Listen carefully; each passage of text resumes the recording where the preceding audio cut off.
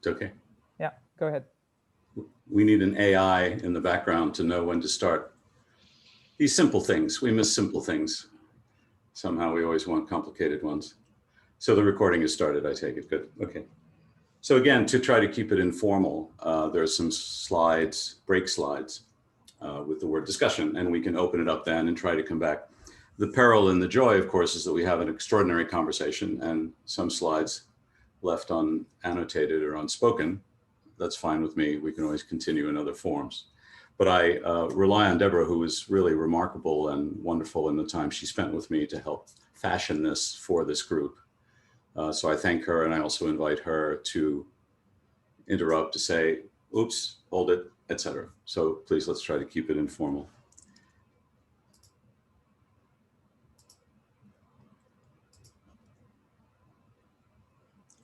So you should see a screen. Yes, excellent. Yep. And now let me move, whoops, to Keynote. So here we are. This is a kind of guide to the passing topics I'd like to flow through. Cybernetics and Macy Meetings, already a little bit in the preamble from Deborah. And then today's AI. I'm labeling this specifically today's AI. It's not all AI, but the way we have it today is in particular a problem. Wicked problems are a topic that you know, I suspect, and I'd like to use that as a framing of a discussion of how cybernetics and conversation, in my view, may help. This leads us to PASC and to an idea that I've been developing that I call ethical interfaces.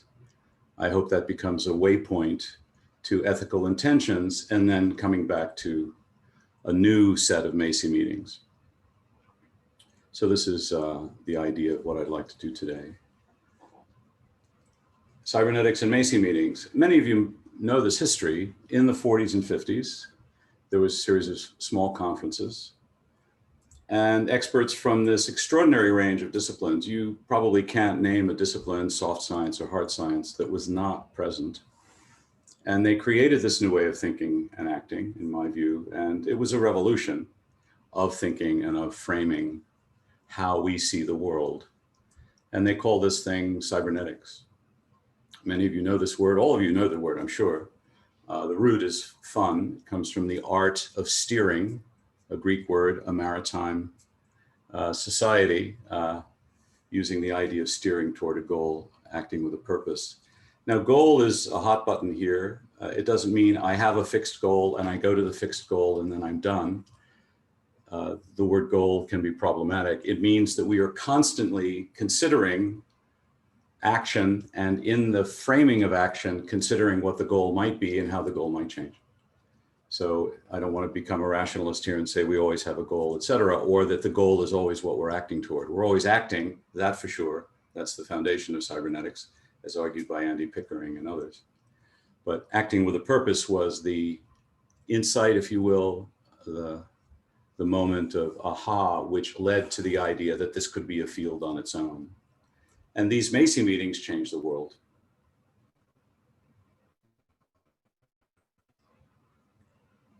Now, we often don't remember that these three things, cybernetics, neural nets, and AI, are intertwinkled, as Ted Nelson might say. These things, the McCullough-Pitts neurons, which is the first idea of oversimplifying a brain neuron in order to do some calculations, the Macy meetings already mentioned, and the book of cybernetics by Wiener, which of course was also part of the origin of cybernetics as a field, but I feel that the book gets all the credit in the popular zeitgeist, and the Macy meetings gets lost. This was happening in this era, roughly these days. And neural nets were born out of McCullough and Pitts, who were at the core, McCullough at least, of the Macy meetings. And the Macy meeting swarms the zeitgeist, I like to say, because the book and the idea of circular causal systems influences generations of thinking, whether or not the word cybernetics persists or is given the credit. We have another phase, the Dartmouth AI Conference, 56, I believe, and symbolic AI rises owing largely to smaller, cheaper, faster digital machines. Perceptrons, the book comes along, very, very conscious desire to kill neural nets, political story for another time, and cybernetics languishes. And the Dartmouth AI conference was conceived against cybernetics. They didn't want to use the word. They wanted to separate themselves from it. And with the rise of the power of symbolic, hey, we can do chess. Hey, we can do all these amazing things. We can do robot arms and move blocks around. Fantastic. This was what was going on in that era. And as a consequence of this, and as a consequence of other things, cybernetics languished. There were some philosophical issues that made it problematic, I would say, for various political environments. And then Hinton doesn't listen to the Perceptron's book, Trying to Kill Neural Nets, and realizes that it's an oversimplification in its criticism. And we have this coming along. And I'm going to tie, I don't think I need to convince you, the consequences of today's AI and big data into what Zuboff calls surveillance capitalism and the wicked problems that arise. There are many, many wicked problems. So let's simplify this chronology for a moment.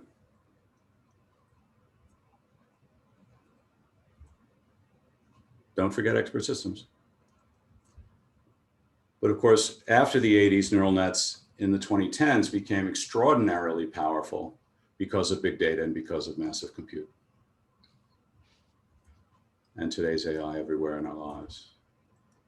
And this is of deep concern to me. It's of deep concern to many people. The recent controversy at Google with Tim Nitger being, well, being fired, I think is accurate enough, and many, many other issues that you know. So what's going on here? Manipulation of attention.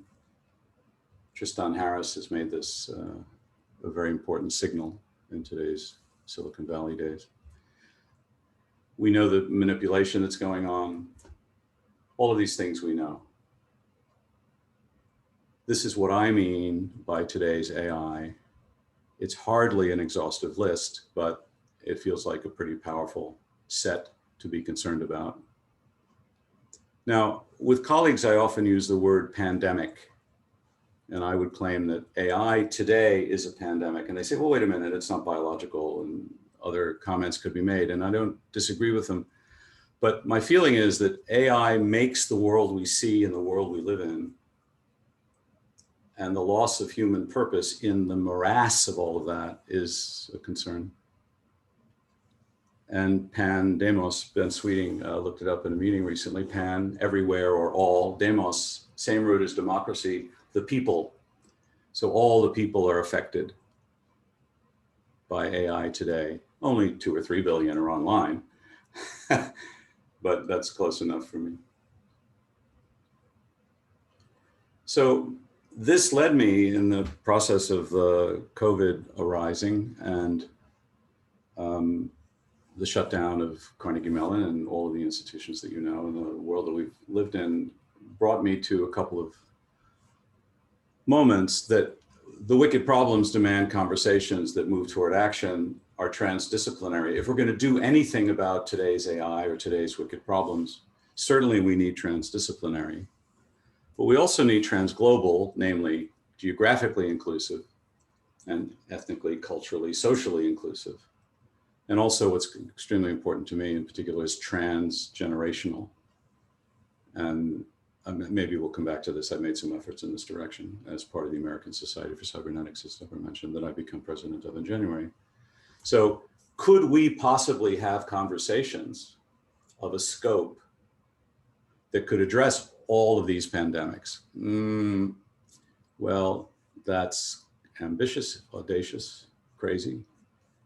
But I note more and more I'm hearing conversations in this framing of the framing of we have global problems.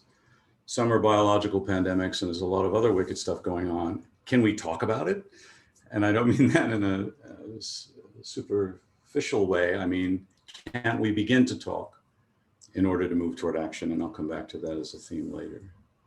So as a reminder of the Macy meetings, we need such a revolution again to tame today's wicked problems. And I acknowledge those in the audience now who question the word tame, and that could be a conversation we might get into. But the idea is how do we improve the situation we're in?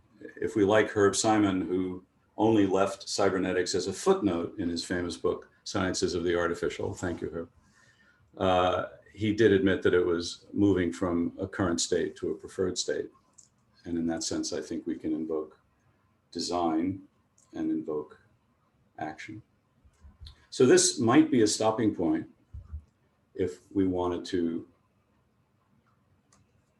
ask a question, or I can also just keep going, depending on preference. It looks like you're on a good roll, and nothing popped up in the chat, so I would say let's... Wonderful. So why cybernetics? What is this thing? It applies across siloed disciplines. It's this anti-disciplinarity thing. Focuses on purpose, feedback, and action. I think you know that. It's a methodology. Again, another term, wicked problems, complex adaptive systems. There are many descriptions of this. This particular phrase, complex adaptive, is very much around, and I find it fine. It seeks to regulate, not to dominate, and it brings an ethical imperative, and we'll come back to this. And I want to acknowledge Andy Pickering, who coined the phrase anti-disciplinarity years ago, and has also been a wonderful influence on these ideas and on me personally lately. So what are the alternatives to cybernetics? Here's the cynical slide, which says not much else is working. So where do we go? There are none apparent alternatives to cybernetics. It's a bit arrogant, perhaps. This was an email I got from a research lab director in 2014 who had the instinct that second order cybernetics times design, X crossed with design, crossed with some modern version of the Bauhaus is what we need to fix science, an extraordinary phrase, fix science, I love it. But this is along the theme of, isn't there something we can do here if we are from cybernetics? And I love the design component, and I know many of you would as well. Since wicked problems cut across so many different domains, we need deep conversations, and this is a recap of why we need new Macy meetings, global and virtual. And after I've coined new Macy, I went back to Andy's work, and he talks about next Macy as a new synthesis in 2014. So what's missing? Conversation, Reinhold Glanville, some of you know. Making a bridge. Why does it matter?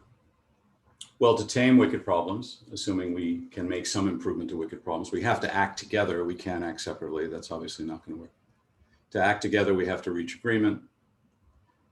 To reach agreement, we have to engage with others, and to engage with others, we have to have a shared language to begin. So to cooperate and collaborate requires conversation. What may come out of it? Well, lots of things. I would claim to achieve these requires conversation. What do you get if you have effective conversation?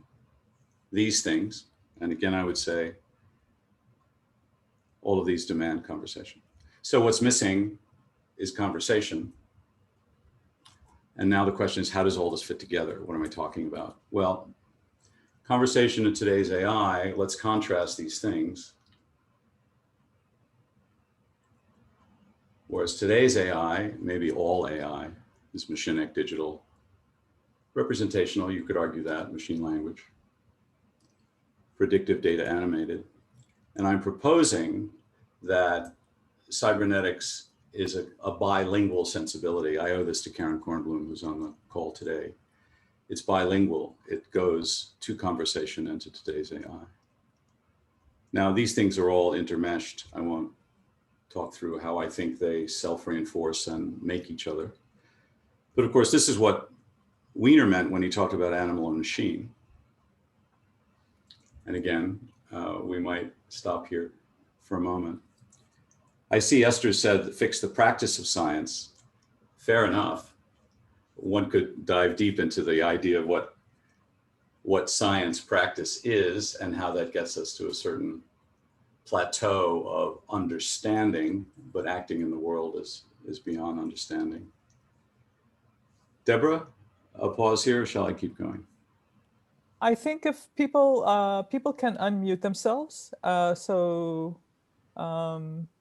feel free. I think we're in a good enough flow that if someone comes up, we can do that. But Yeah, I would say, think, yeah, go James ahead. had a question. Maybe James, would you like to speak up and ask this question directly, or?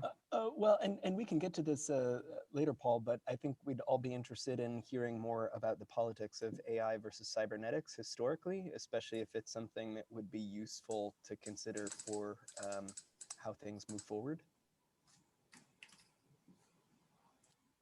A long discussion on its own. It's a beautiful point, James. Thanks for bringing it up. I'm not sure how to unpick that now. And I think there are others in the room who may be able to expound it better than I can. Cybernetics, of course, grew out of World War II in some ways, and grew out of this idea that circular causality was everywhere. Some criticize cybernetics as being about control, but I think that's a misunderstanding of the term. AI, in my view, grew out of the desire to use digital to dominate an environment which could be controlled by conventional mechanistic means, not embodied organic cybernetic means. That's a really poor job at a surface of it. And I think by politics, you mean something deeper. Maybe we can reserve that for a little later if there's time, or another session. I think that unpicks a whole world of complications. Yeah, I'd make just one comment along the way then, that the traditional challenge of incorporating teleology into the sciences seems to sometimes strike people the wrong way about cybernetics.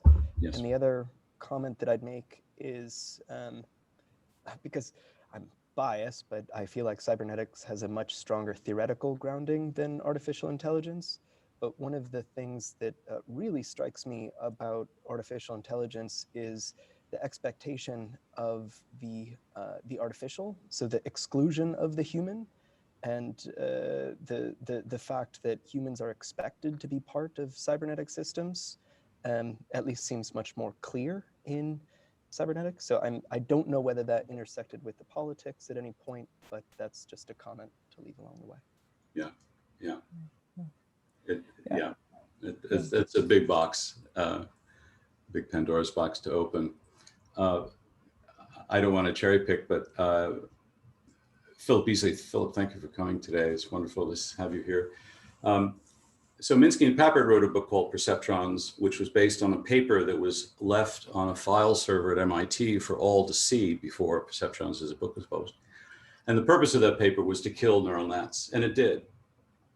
The story of von Forster, which he told very often, was for many, many years, von Forster would go to Washington to get money to support his biological computer lab at Urbana. And one year he went and they said, oh no, you have to go see this guy in Cambridge, he'll give you the money, because we've decided to centralize the funding and all of the money now will come through this guy. Well, Heinz went to see Marvin and Marvin said, no. And that was the end of the BCL. So that's a factual story that is in the history.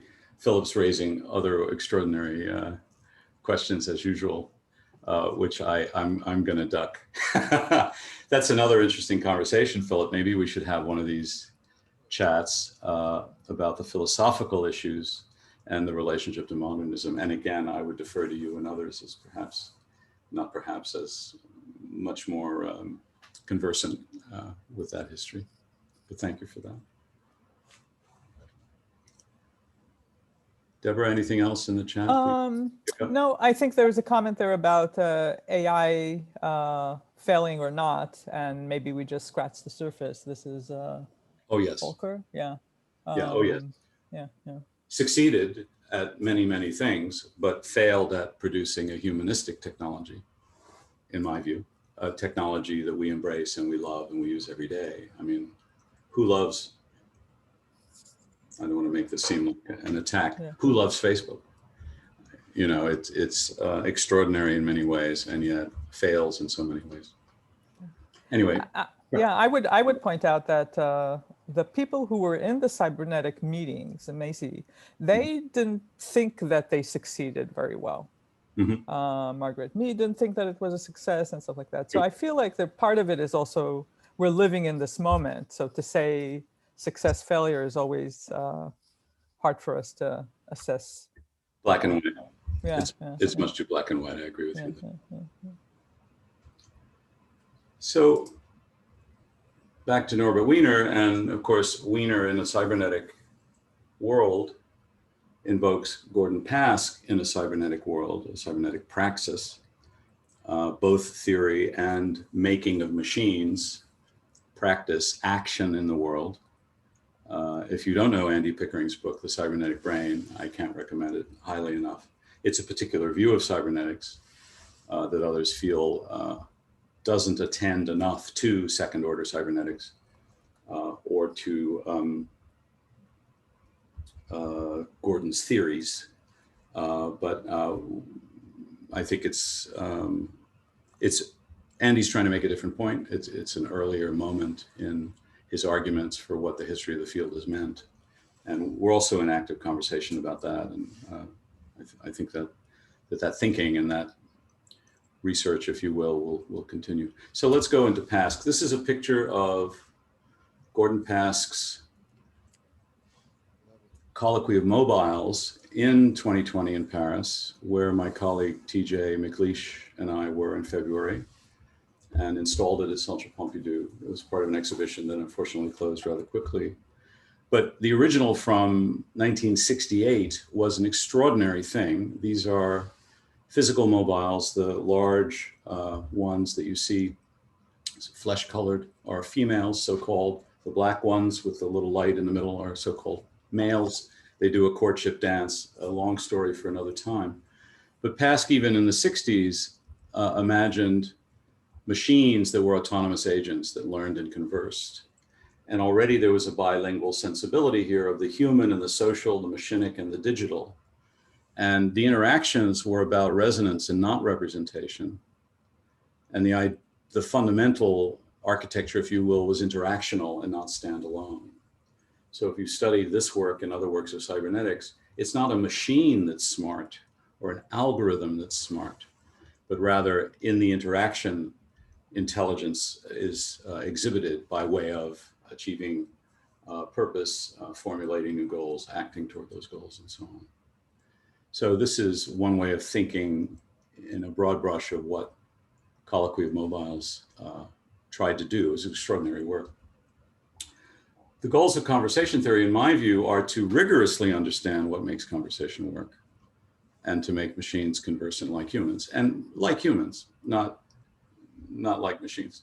We can talk about the limitations of what that might mean. But also to rigorously understand how systems learn, because these two things, conversation and learning, are inextricable. I think that is uncontestable, and in our daily life we experience that. But also it was very much what Pask was interested in, and he saw that they came together. He wrote a number of books. I don't know how you write 2 books of this length and depth within a short period of time. Bernard Scott, who's on the call, was part of this era with Pask and was very important to the psychological studies and the learning studies that were done. And I value very much the conversation that Bernard and I are continuing. I came across Pask, as Deborah mentioned, at MIT when I was at the Architecture Machine, which was a lab started by Nicholas Negroponte, which was the predecessor to the Media Lab, although predecessor implies a continuation of DNA that wasn't really there.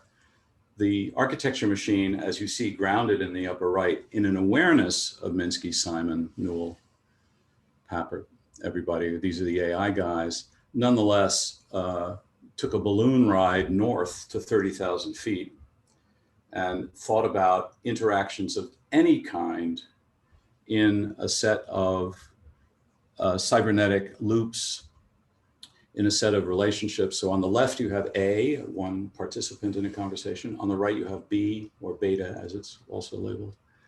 And these are the interchanges. Some of these are me saying something to you. Some of these are me taking an action. Some of these are you observing my action and saying something and taking a further action. Behind this is actually quite a lot of detail. This is one summary. This is another summary. And all of this is about modeling conversation and leading toward, for example, in the work I do in interaction design, trying to take these components of conversation that we start in a context, we start with a language, we have goals and so on that are evolving. These lead to some other ideas. Again, this is just in passing. There are some conversations are better than others. One conversation I like to have is what I would call an effective conversation where something changes and brings lasting value. So not just any change, but a change that brings lasting value. And these changes may be information, transaction, they may be rational, they may be emotional, and so on.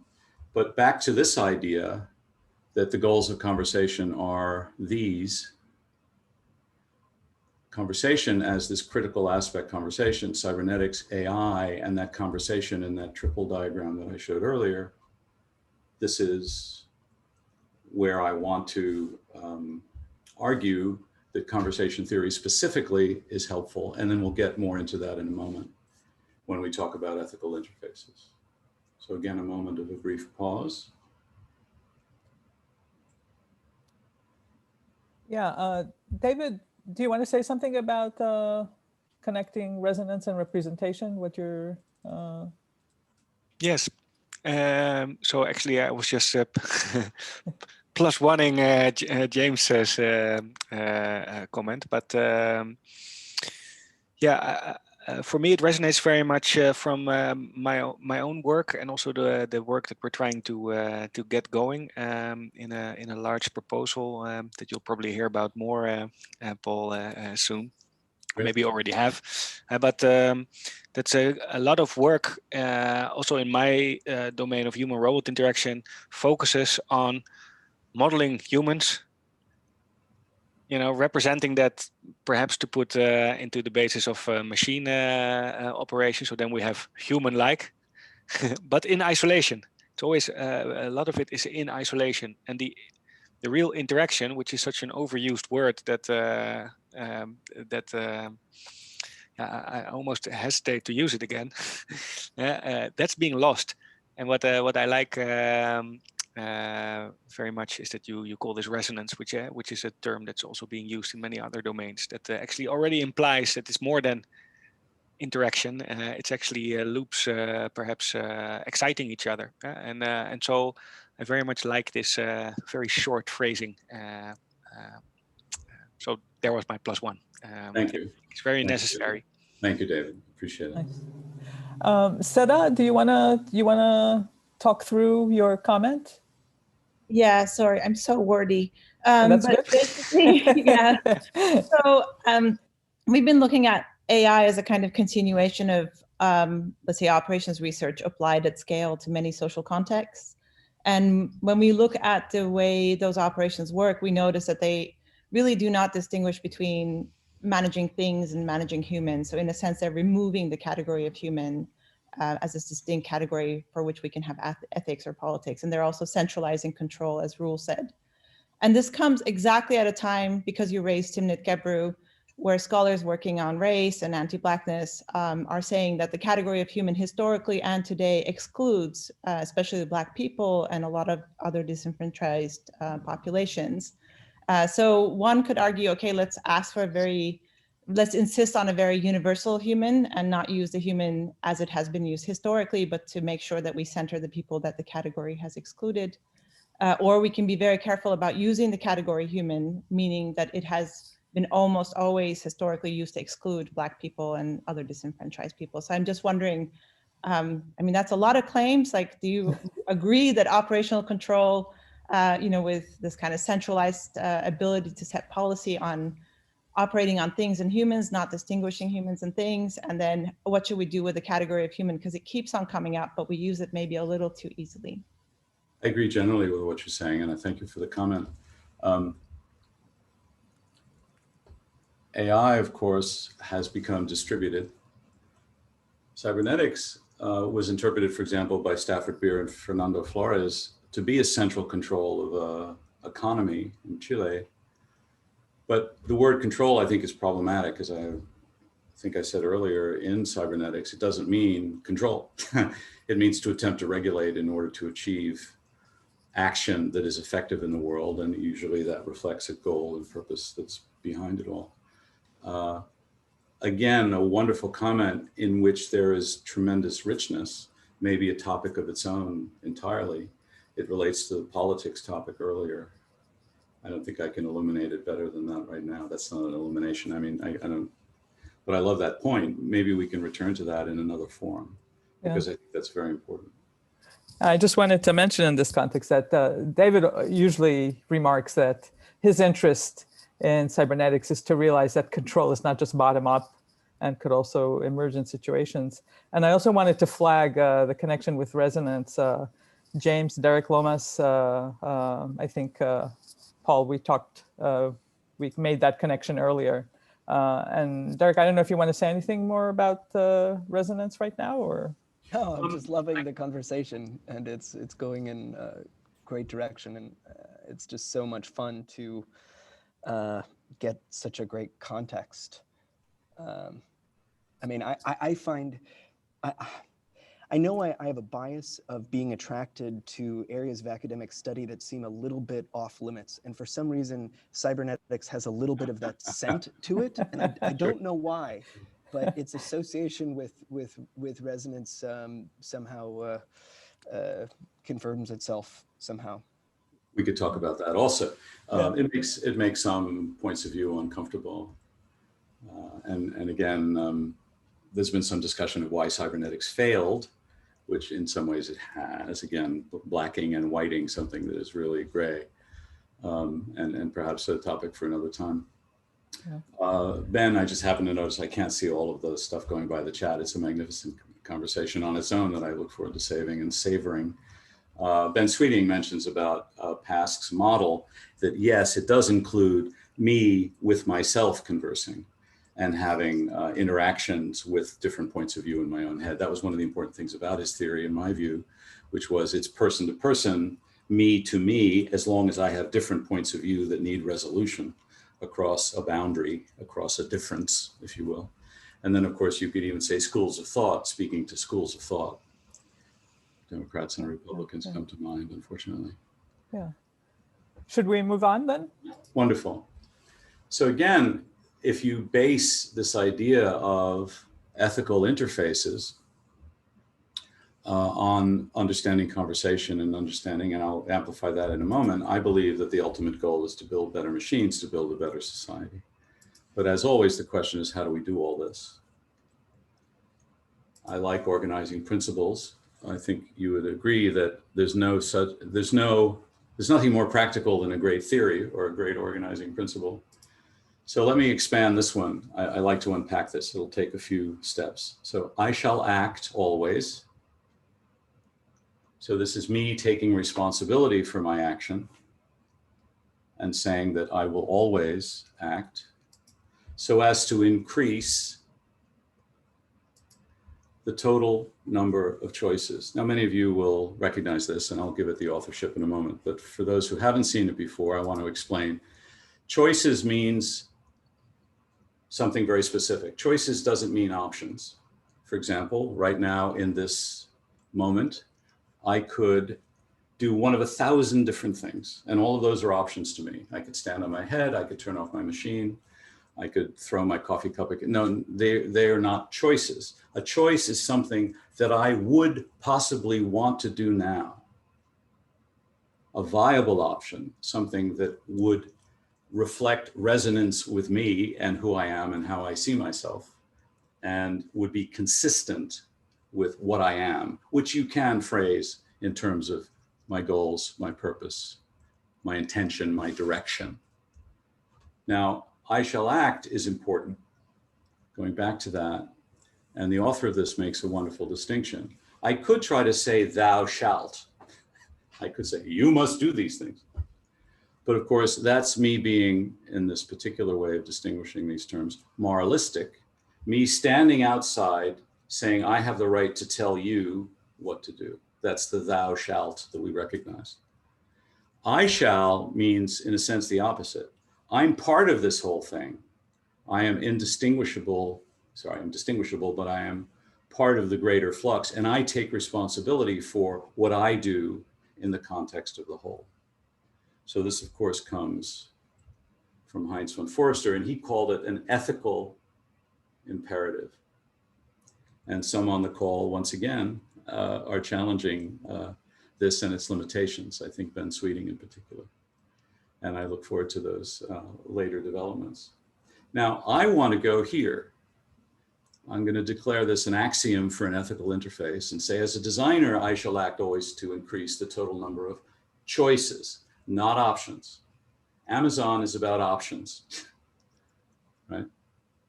Amazon suggesting things to me based on what other people have done are not choices, because they're not about me. They're about the big data. They're about the aggregation of millions and billions of interactions that, in a sense, have nothing to do with me. They have to do with an aggregation. But, you know, what the hell does this mean? How do we do this, right?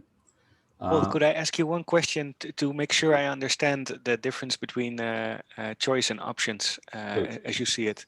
Yeah. So I read this book, The Paradox of Choice, that you may or may not know about. And one of the most famous examples is supermarkets, right?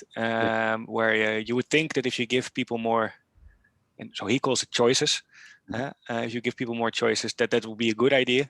But actually, it also takes away something for people. So it costs effort, and it makes people a little bit unhappy because they don't really have the means to make the best choice, or et cetera, et cetera. So there's many downsides, which is what he called this paradox of choice. So do you think that, it's a different use of the term choice. Exactly, yeah. Heinz is speaking very, very specifically. What might I do now to be who I am in taking an action? So Heinz used to say, Paul, don't make a decision. Don't make the decision. Let the decision make you, which was a way, it takes a moment to reflect on that, which was a way of saying, when you think of yourself as deciding something, you're really being who you are. So when I walk into a supermarket, it can't possibly put in front of me my choices because it doesn't know me. And our definition of personalization today ain't what it should be. If it's this aggregation of the totality of the billions of ideas, the billions of choices that people have made, and therefore it says people who bought cigars also bought smoking jackets. Famous example from 20 years ago. Yeah. So he's reserving choice to mean something very specific. And I want it to mean that specificity here as well.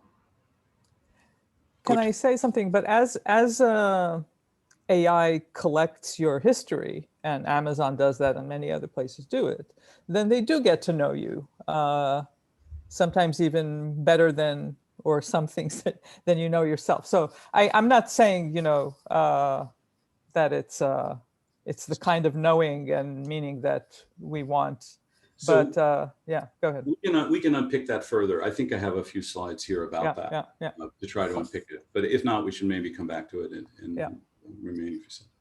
So number one, act always to increase choices for a user. Now, part of that for me is acting in order to create conditions such that others may converse, because it's through conversation that you expose or learn or have revealed to you what the options are within which you can decide which are viable choices. So my claim is that designing for conversation, designing such that others can converse, is absolutely foundational. And for me, that's part of a praxis, if you will, of ethical design. So I propose applying models of human conversation. You've seen a skeleton of that here in the slides I've shown. Strive for interfaces that are cooperative, ethical, and humane, and I'll explain those in a moment, and push for new forms of interfaces. And this is really the basis of what I'm talking about. I'm sorry, that went by. these are offers that I think are worth proposing to you and to others. So if you design an ethical interface, one idea, one intention is to make it cooperative.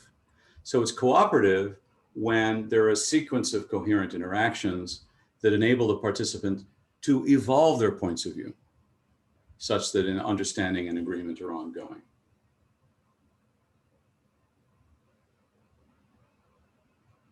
There's a cooperation that allows a true conversation to evolve such that we might have understanding and agreement. We might agree to disagree. One big block, cooperative. Next block, ethical. I claim that it's ethical when there is reliable transparency of action and intent, the what and the why, such that we might build trust. Now, very often we're told that Google has really great search results, and it offers us the best choice for us. As Deborah was saying, it knows my history of clicking around, and it uses that to tell me something that's coming up next. That's fine, that's helpful, but it doesn't tell you why it made the choices. And let me take a moment for a brief parable. I call it the parable of Luigi's Pizza. It's a little awkward to do in this context, so I'll pretend to be both sides. If I'm in an audience, I ask someone to say, where's their great pizza? And I say, right across the street at Luigi's Pizza. And then I ask them to ask me, why is it great pizza? And they say, Paul, why is Luigi's great pizza? And I say, screw you, I'm not going to tell you that. And after they're shocked and they go back in their seat, I then say, I just described Google. Because Google doesn't tell you why it makes the choices it makes. Oh yeah, there are 200 signals and it takes into account recency and reviews and where you clicked and all of that. No, that's a generalized answer. That's like giving me terms and conditions that I have to read through in order to hear the generality of what's going on. But that's not why it chose Luigi's Pizza. Now, if I asked you, a friend of mine, colleague of mine, where is there good pizza, et cetera, and I asked you why you thought it was good, and you said, screw you, Paul, I'd never talk to you again. But we allow this from our machines. We allow to be mistreated by our machines. So I'm claiming that an ethical interface is one in which I can say, why is it great pizza? And it says, well, Paul, your values are you like sustainable sourcing, you want people to be paid well, you want it to be open late, you want gluten-free. And in your value terms, this does what you want, and therefore this is a way of moving ahead, of being in the world in a way that you want to be. It's a valid choice.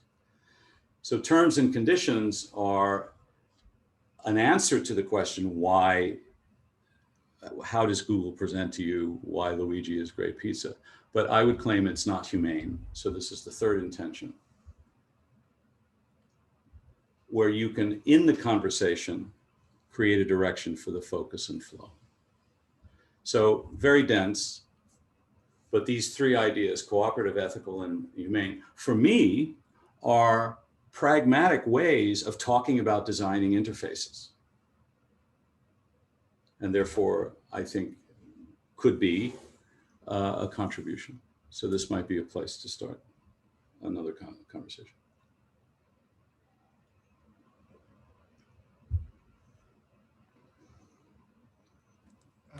I didn't realize I'm muted. I'm also mindful of the time. So Paul, can you make a decision? We have kind of 9 minutes left of, would it be good to close stuff up in a few minutes and then kind of I can do the rest in just a couple of minutes. Shall I do that? And then yeah. I think that's good. Yeah. So I want to build a better society, and better machines are part of that.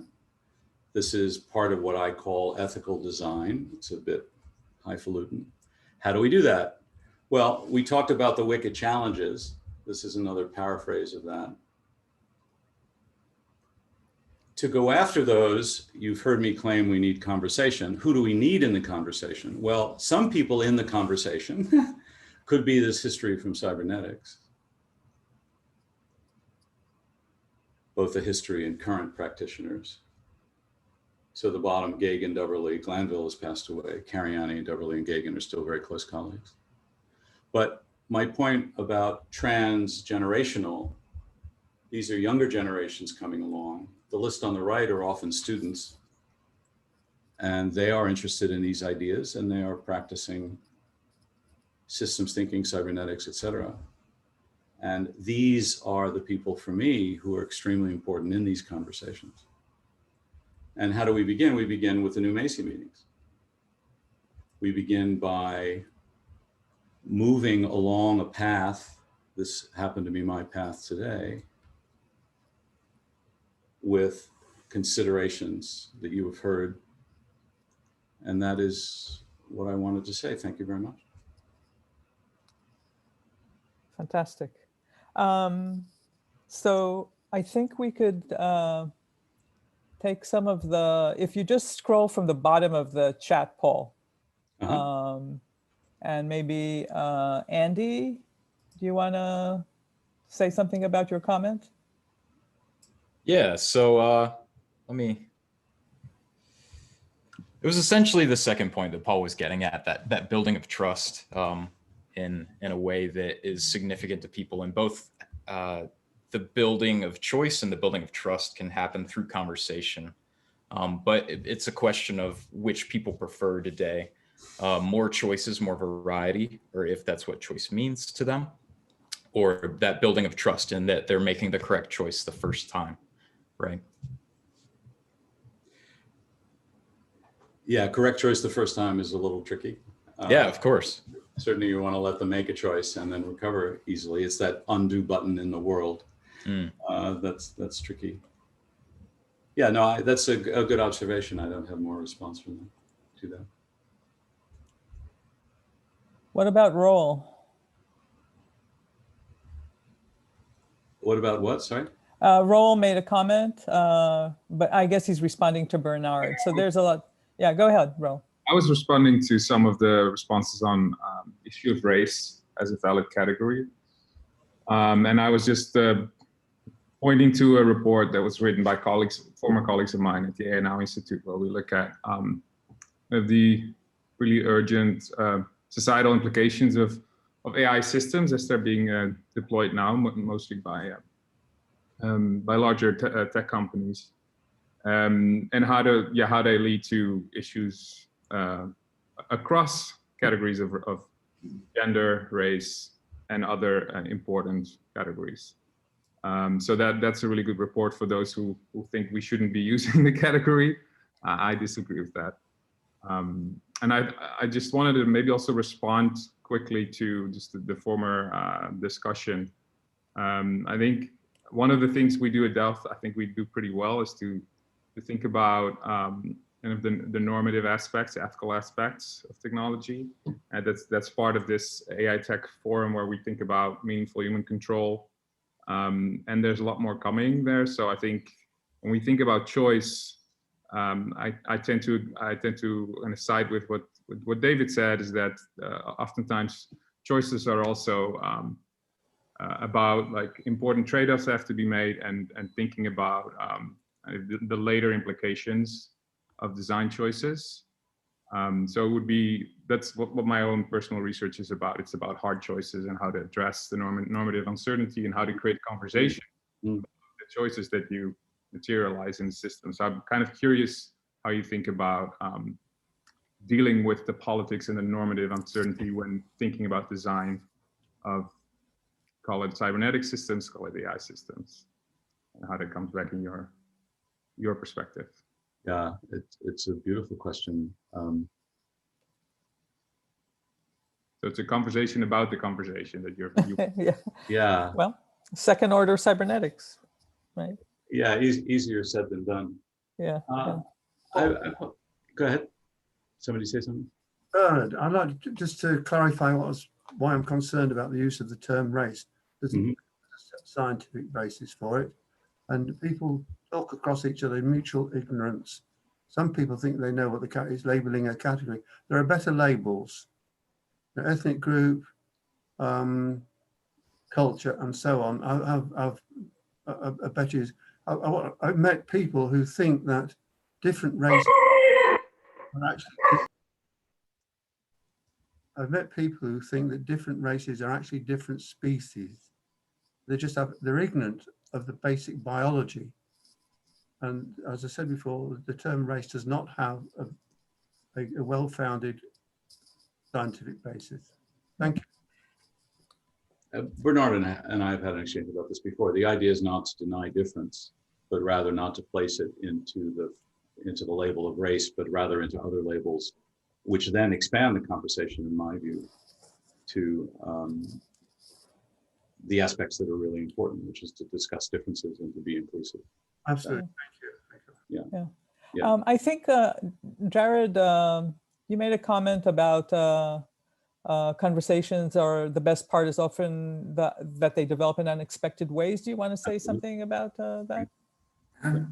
Yeah, it's one of those tensions I feel, as in I have the feeling that we often treat our AI as our helpful slaves, which is very good because they do cool stuff for us. And if they're not too intelligent, we don't mind. But that means that we often want to give them very specific instructions and have them do them as well as they can. And that feels a bit at odds with the idea of having conversations and opening up and having things go in unexpected ways.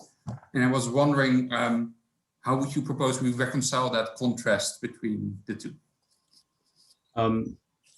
Thank you for that comment. Let me put again in the chat the link to my page, which has, in addition to this PDF, it has an appendix PDF. And in that appendix are additional slides which amplify the power of conversation to create possibility. And that's another way of talking about conversation as opening choice.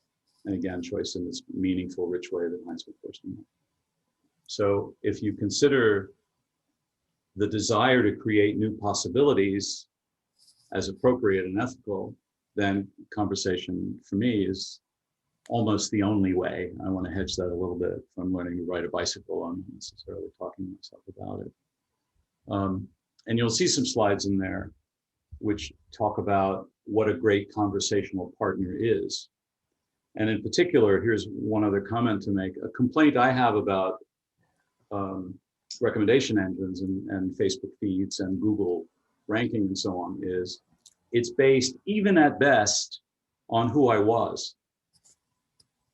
It's making a decision on my behalf as if I were in my own past, or to put it a rather more contentious way, as if I were dead. Because answers are dead. Questions are alive. Questions are of the now.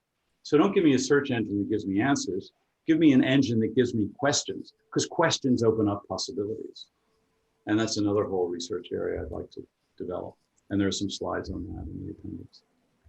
This is very cool. I'm going to be pretty accurate about the ending time, partly because I feel like we clearly whet the appetite of many people here, and I want this to be an ongoing conversation. And we also have something starting in a couple of minutes that we want to engage some of the people here. Thank you so much, Paul, and thank you for such a great audience. It was lovely to have the conversation ongoing throughout. And we'll, like I said, I think we'll try and make sure that the chat is also copied over, because there are plenty of comments in here that we just managed, and links and stuff like that. Luciano, so this is fair to close now, and then for